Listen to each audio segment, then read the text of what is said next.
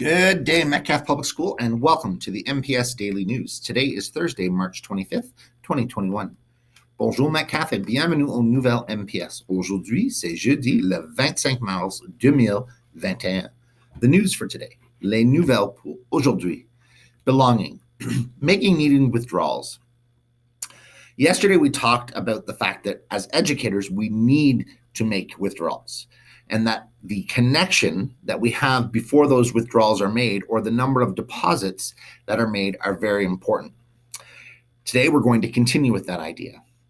Of course, like deposits, withdrawals come in small and large forms.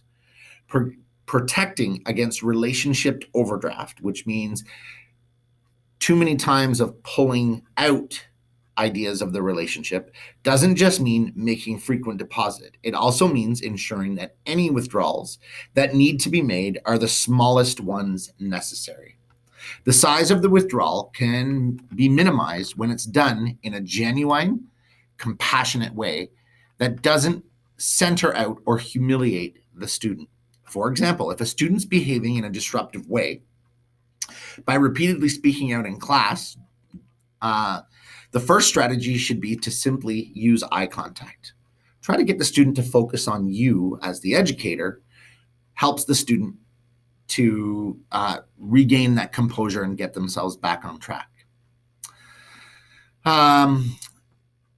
If a student continues to be disruptive, then the educator could simply calmly go over and remind the student that behavior is making it difficult for other people to learn. And you've probably seen your teachers do these first two things in a lot of ways. Again, these are done in discrete fashions. You may not even know that they're happening. If a student's behavior is addressed, then it persists, then a larger withdrawal may be necessary, such as instituting consequence. Oftentimes, when students are addressed for behavior, the rest of the class doesn't necessarily know the consequence. And that's done out of respect. That's done to protect the integrity of and humility of the individual.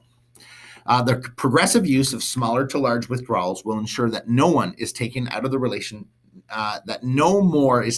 the relationship account than is necessary. Today, we're going to learn a little bit about notable Canadian women. Today, we're going to meet Agnes McPhail.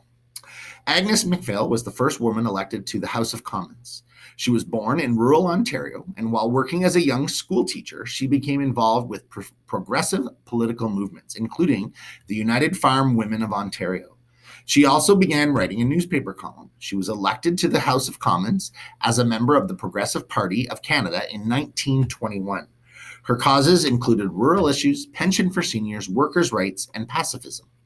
She also lobbied for penal reform and established the Elizabeth Fry Society of Canada. She later was elected to Ontario's Legislative Assembly, where she initiated Ontario's first equal pay legislation in 1951. Very interesting. Maybe you want to research a little bit more about Agnes. As we navigate spring, we are once again going to be dealing with rain, and later today, we are expecting plenty of it. We will always try to be outside in the rain, so come prepared, as sitting in wet clothing is really, really uncomfortable. Mask wearing and physical distancing. I keep wanting to remind you that it is really important that we do this. Public health continues to recommend that the best line of defense over the spread of COVID is people wearing masks, especially when they are in close proximity, and keeping that physical distance piece.